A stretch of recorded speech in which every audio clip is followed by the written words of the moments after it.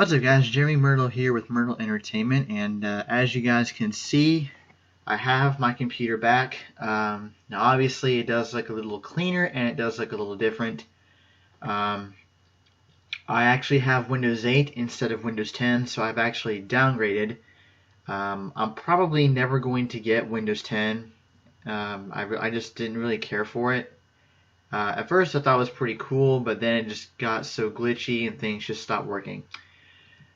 So to kind of fix things around, I've decided to do another episode of Virtuality today. This time we're going to be doing Linux Ubuntu 14.03, I think. Probably one of the later versions. Now, as you guys know, Linux Ubuntu is completely free to download. They offer free ISOs to download to other people. So since I don't have any machines in here, I'm just going to show you guys how to make one again. Usually I say to watch the very first one I did, which was Windows 7 Home Premium, and since I'm in college, a lot of things have changed in VirtualBox. Matter of fact, I think I started. What version did I have? Let me check something real quick, because I want to know what version of VirtualBox I had back then. Give me just a minute. Okay, here it is.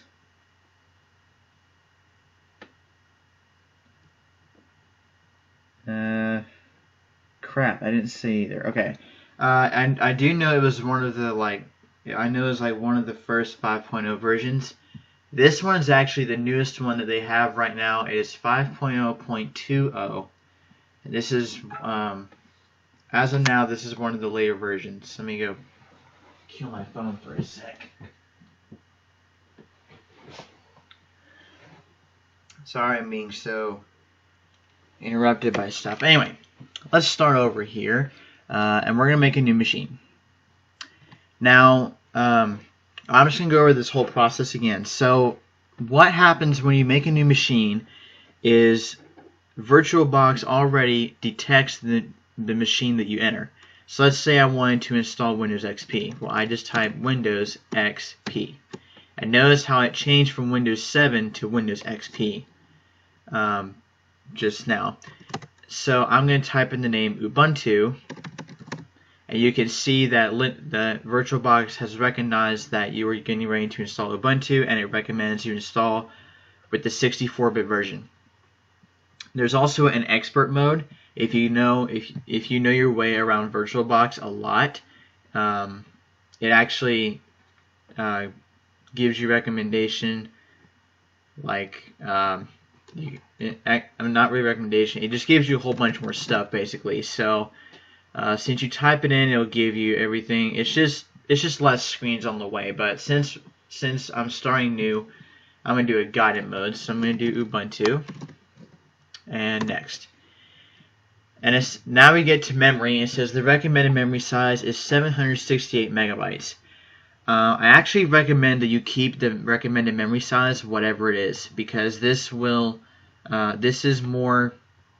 this is going to help the virtual machine run more smoothly with your computer.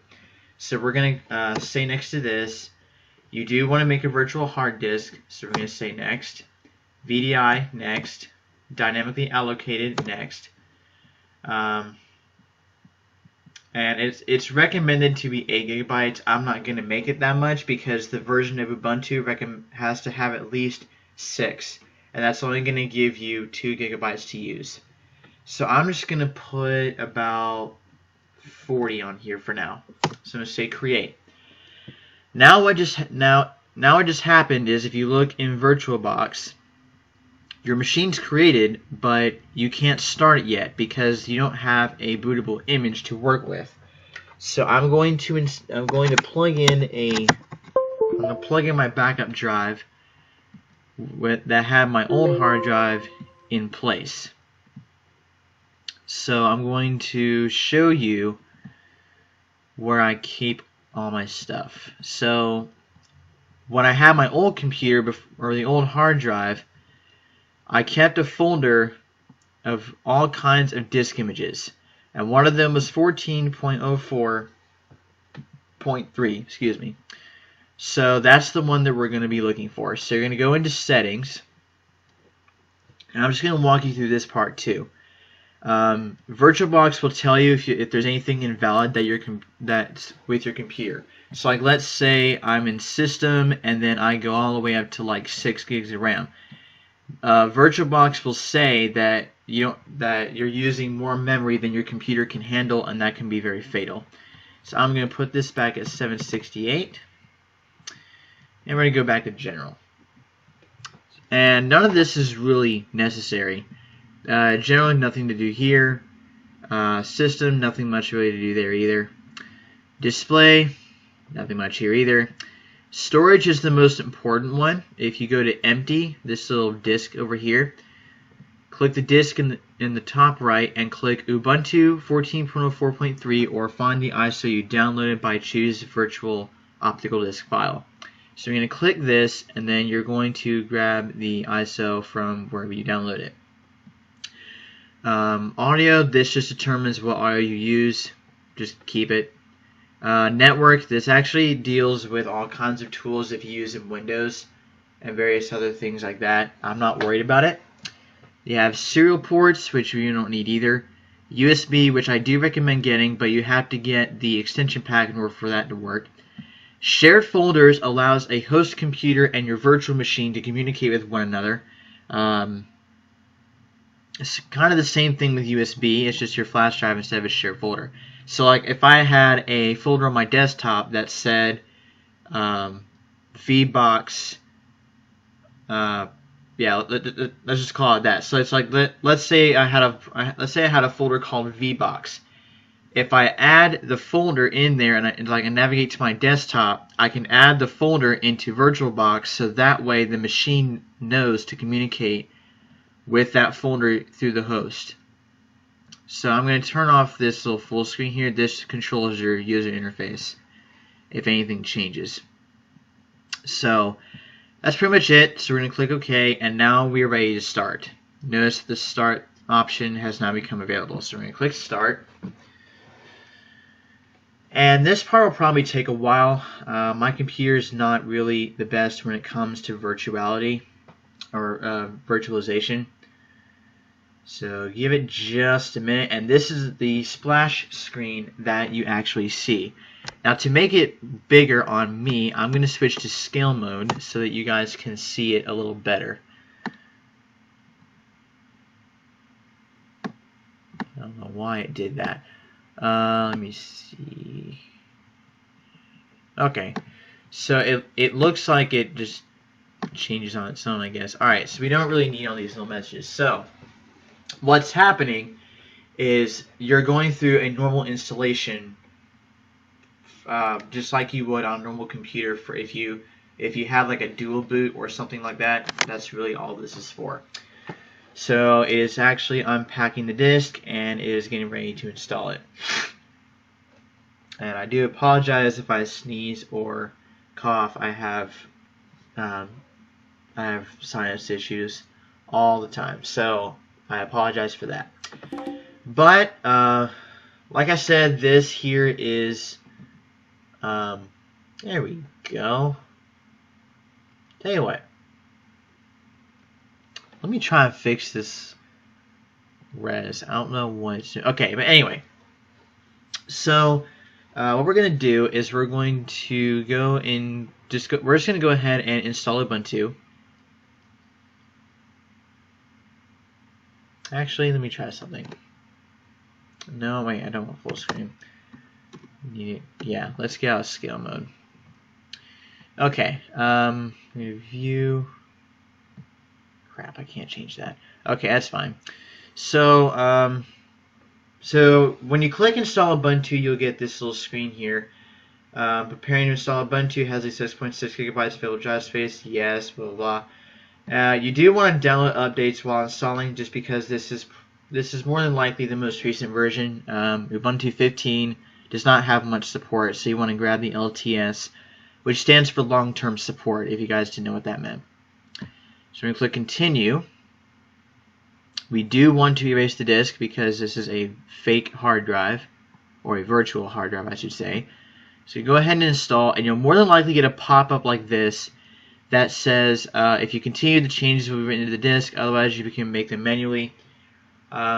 Yes, we do want this because this is going to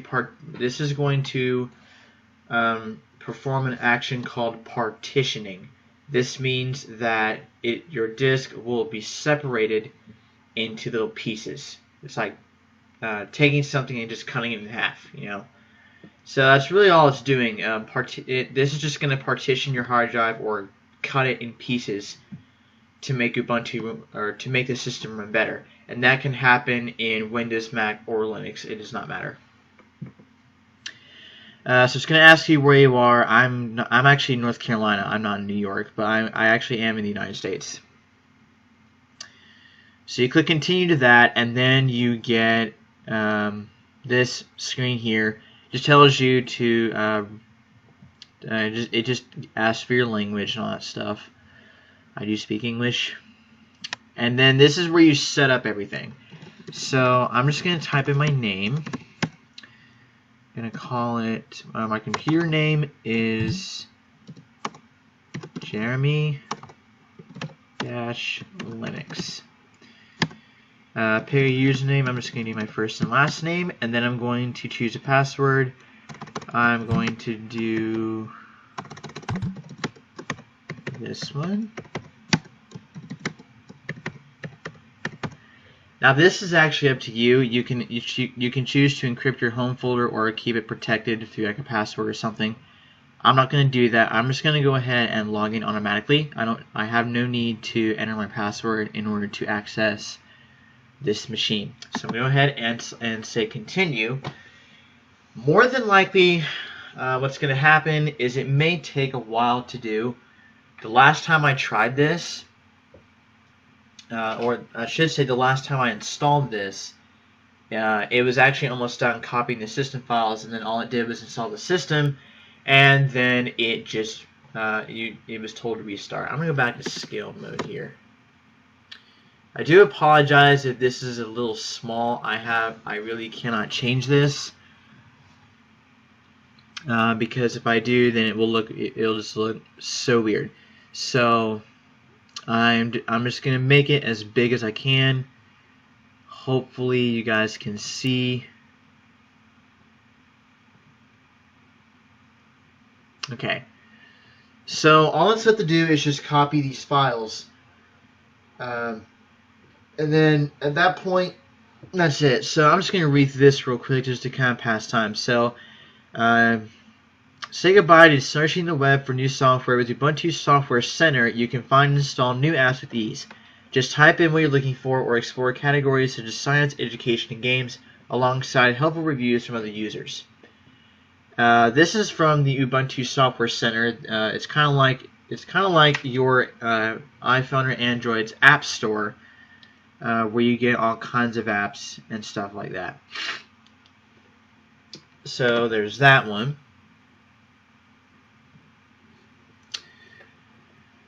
Take your music with you. Ubuntu comes with the amazing RhythmBox music player with advanced playback options. It's simple to queue out the perfect songs, and it works great with CDs and portable music players, so you can enjoy all your music wherever you go. Sorry.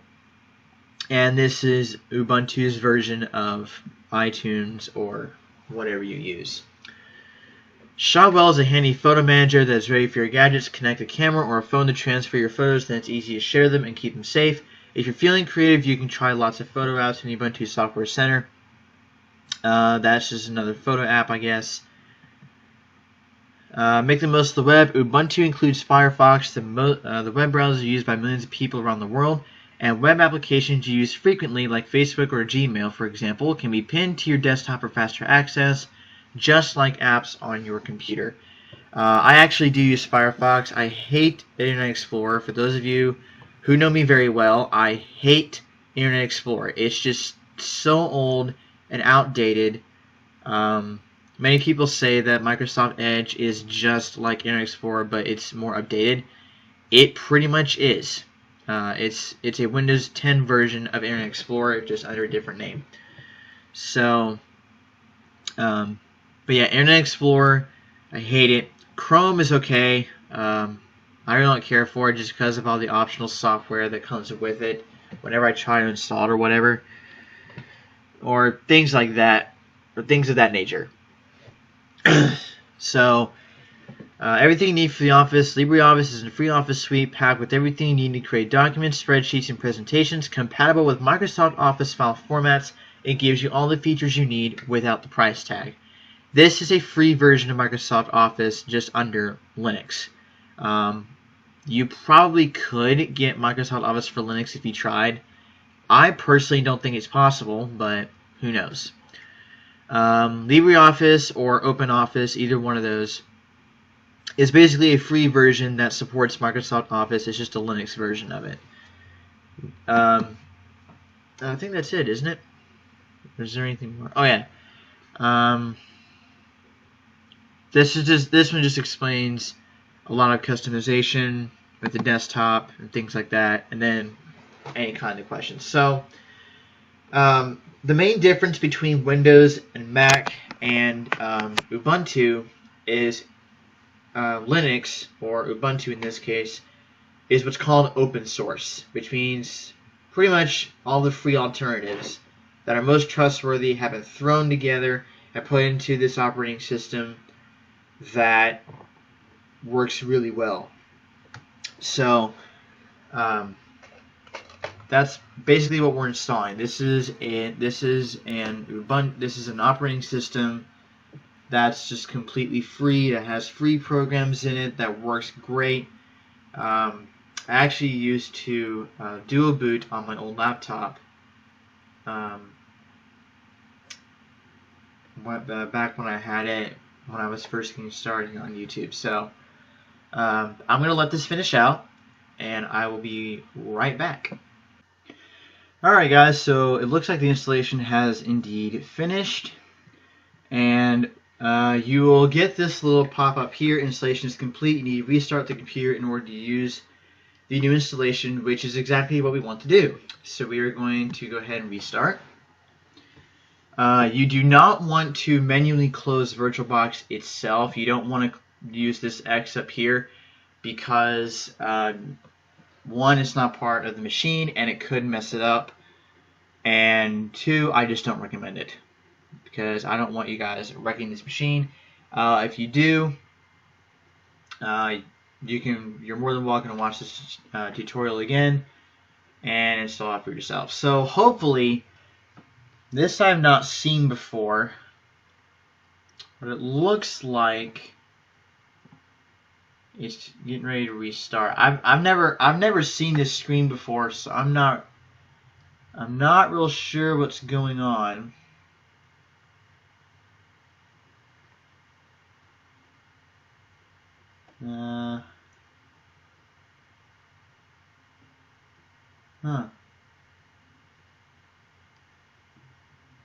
That's weird. Let's see. Has he ejected the ISO? Yeah, it did. Okay. I'm not real sure what's going on because I have never seen this screen before. So I'm going to try something. Usually what will happen is it will tell you to eject the media, and it'll just, yeah. I mean, it'll tell you to just deactivate the media and just start it back up. So I'm going to go ahead and power off the machine. I don't know why that screen showed up. So I'm going to start it back up. Hopefully it will still work, because I don't know why it did that. I've never seen that before. Hopefully the machine will start up like normal. Okay. All set to try to figure it out.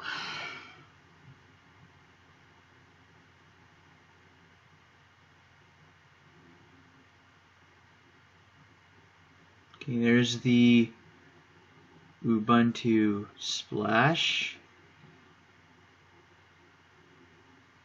I'm not real sure what that kernel screen was. I've never seen that before. But just so you guys know, the ISO or the disk is now missing. It is not in there, and the reason why is because Ubuntu is programmed to eject the disk during installation. So, yeah. Okay, so it looks like VirtualBox has in fact installed it. I cannot, however, go to full screen mode, and the reason why is because you get a little teeny tiny screen, and I don't know why it's doing that on me. So, I'm sorry. I cannot. I do not know why I cannot change. I can't change that. I don't know why it's doing that, but I do not know how to change the full screen. If you guys figure it out, put in the comments below. I'm sure the people will find out about it. But that is how you install Ubuntu. Just so you guys know, for future reference, the Software Center or the main search part is up here. This little first button. So let's say I want to open up the terminal or the command prompt as we call it. So I open up the terminal, and of course, right there it is. So I can say sudo apt-get, I think it's like apt-get, I think, install, and then whatever program I wanted to use. So, and then I push that, you enter the password, and installs it through the terminal. So that is it. I do apologize for any kind of I don't know why that command prompt happened at the end. I've never seen that before. If you guys do come across that, you can just go ahead and remove, or you can just go ahead and manually close VirtualBox, power off the machine, don't save the state or anything like that. You want to power off the machine, and then start it back up, and hopefully you'll get this. If you don't, let me know. Put a comment down below. I'll see if I can help you out. That is it. Thank you guys so much for watching. I'll catch you guys later. Till then, bye!